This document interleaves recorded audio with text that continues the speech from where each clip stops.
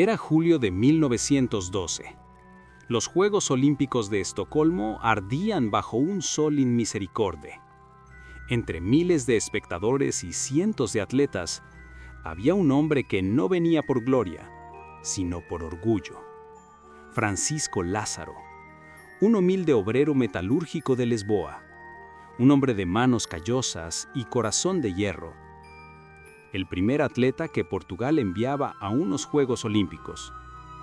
No tenía entrenadores de élite, no tenía patrocinadores, solo tenía su voluntad y un sueño: correr la maratón. Pero aquel día, el destino se vistió de calor y silencio. Siguiendo una creencia de la época, Lázaro se cubrió el cuerpo con una gruesa capa de grasa, para evitar rosaduras. Lo que no sabía era que esa capa sellaría su sudor, y con él, su vida. Mientras corría, su temperatura subía. Su piel no podía transpirar. Cada paso era una batalla contra el colapso. Y aún así, siguió. Hasta que, en el kilómetro 30, sus piernas cedieron. Su cuerpo se desplomó sobre el asfalto ardiente. Lo llevaron al hospital. Los médicos lucharon, pero era demasiado tarde. El 15 de julio de 1912, Francisco Lázaro murió. Fue el primer atleta en fallecer durante unos Juegos Olímpicos modernos. Su muerte conmocionó al mundo y cambió para siempre el deporte. De su tragedia nacieron protocolos de hidratación, controles médicos y el respeto absoluto por los límites del cuerpo humano. Hoy, cada vez que un corredor toma agua en una maratón, cada vez que un socorrista vigila una ruta, Francisco Lázaro está ahí, no como una sombra, sino como un faro. En Lisboa, una calle lleva su nombre. En los libros de historia, su sacrificio es una advertencia y un homenaje. Roma, 1960. El verano ardía sobre el asfalto de la Vía Apia. Los Juegos Olímpicos vibraban con la fuerza de los nuevos héroes, pero ese día el silencio se haría más fuerte que cualquier ovación. Knud Enemark Jensen, un ciclista danés de 23 años. Joven, fuerte, con una sonrisa tímida y el corazón puesto en su equipo. Era la contrarreloj por equipos. 40 grados centígrados. El sol, implacable. El asfalto, un horno. Knud pedaleaba con todo, hasta que su cuerpo dijo: basta. De repente perdió el control. Cayó. No se levantó. Mientras sus compañeros gritaban su nombre, Knud yacía inmóvil, con la cabeza golpeada contra el suelo y algo más oscuro corriendo por sus venas. Horas después, en el hospital, murió, y su muerte revelaría una sombra que el deporte no quería ver: el uso de anfetaminas. Las autopsias mostraron que Knud había tomado nitrato de amilo y anfetaminas, sustancias comunes entonces, incluso recomendadas, para resistir el calor, el cansancio, el límite humano.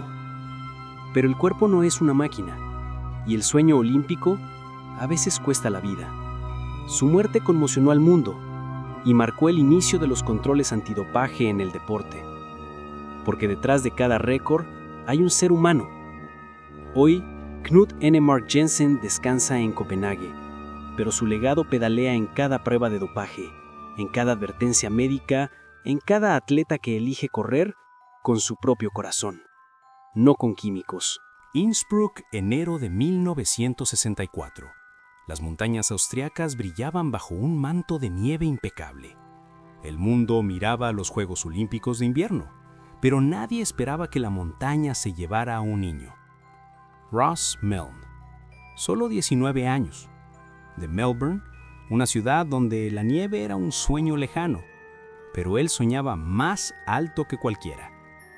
Con esquís prestados, entrenamiento limitado y un coraje que no conocía fronteras, Ross se convirtió en uno de los 4 esquiadores que representaban a Australia en toda la historia olímpica de invierno.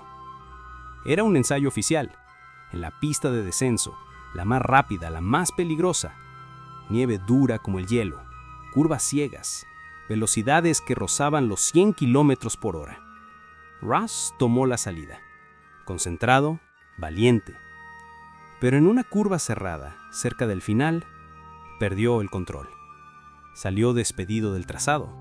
Chocó contra un árbol. El impacto fue brutal. Lo encontraron inconsciente en la nieve. Lo llevaron al hospital.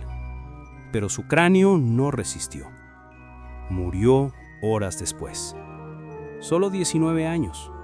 Un chico que nunca había visto una montaña hasta los 16. Su muerte conmocionó al mundo y expuso una verdad incómoda. El esquí alpino era un deporte de vida o muerte, y muchos, como Russ, no tenían el apoyo, el equipo ni la experiencia para enfrentarlo.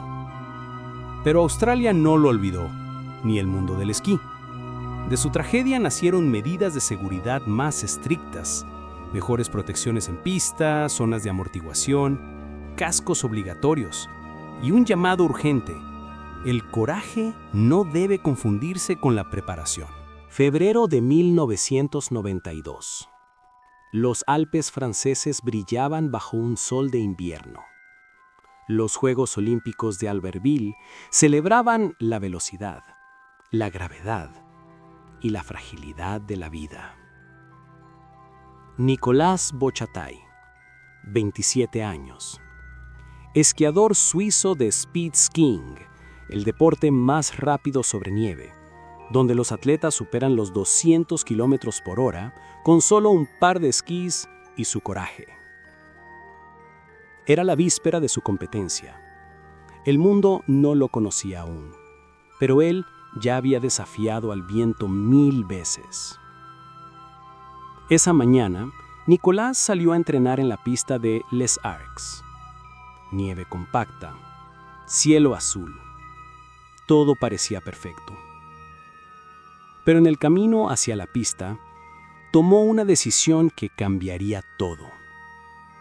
Decidió esquiar por una ladera secundaria, una zona no cerrada al tráfico de máquinas.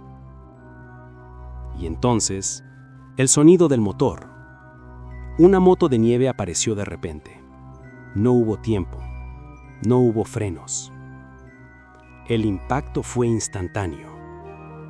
Nicolas fue lanzado por los aires. Cayó en silencio sobre la nieve. Lo trasladaron de inmediato, pero las heridas eran mortales. Murió antes de poder competir. No en la pista récord, no frente a cámaras, sino en una colina olvidada, a solo horas de su sueño olímpico. Su muerte conmocionó al mundo del deporte extremo y reveló una verdad incómoda. Aún en los Juegos Olímpicos, la seguridad no siempre llega a tiempo. A partir de entonces, las zonas de entrenamiento se volvieron más estrictas, las rutas mejor señalizadas, las máquinas separadas de los atletas, porque Nicolas no murió por la velocidad, sino por la falta de coordinación. Vancouver, 12 de febrero de 2010. La noche antes de la inauguración de los Juegos Olímpicos. El mundo esperaba celebrar el coraje, la velocidad, el espíritu del deporte. Pero en la pista de Whistler, el hielo guardaba un secreto mortal. Nodar Kumaritashvili, solo 21 años, de la aldea de Bakuriani, en las montañas de Georgia. Un país pequeño con un corazón gigante. Era luge, uno de los deportes más rápidos sobre hielo, donde los atletas descienden a más de 140 kilómetros por hora, con solo un trineo, un casco y la confianza en que la pista los protegerá. Siguiendo los pasos de su padre y tío, quienes habían representado a Georgia, Nodar hizo su máximo esfuerzo para mantener la tradición familiar. Esa mañana, en su último entrenamiento, tomó la curva 16, la más rápida, la más inclinada, a 143 kilómetros por hora. Al salir del túnel de hielo, perdió el control. El trineo se elevó. Lo lanzó como una hoja al viento. Chocó contra un poste de acero sin protección. El impacto fue instantáneo. Médicos corrieron, Compañeros gritaron su nombre, pero Nodar ya no respondía. Tras ser llevado al hospital, falleció al no poder ser reanimado, horas antes de que se encendiera la llama olímpica. Su muerte conmocionó al mundo y expuso una verdad ya conocida sobre las inseguridades que sufrían las pistas de competencia. La pista de Whistler era la más rápida jamás construida, demasiado rápida. Curvas sin margen de error, pilares de metal expuestos. Desde días antes, muchos atletas sufrieron lesiones en la pista de Whistler, suponiendo dudas en la seguridad de la pista. Pero al final, ignorando estas dudas, las prácticas continuaron. Tras su muerte, los organizadores elevaron muros, redujeron velocidades y cambiaron el trazado, porque Nodar no murió por falta de habilidad, sino por falta de protección. Jorge entró en la ceremonia de inauguración con banderas a medio asta.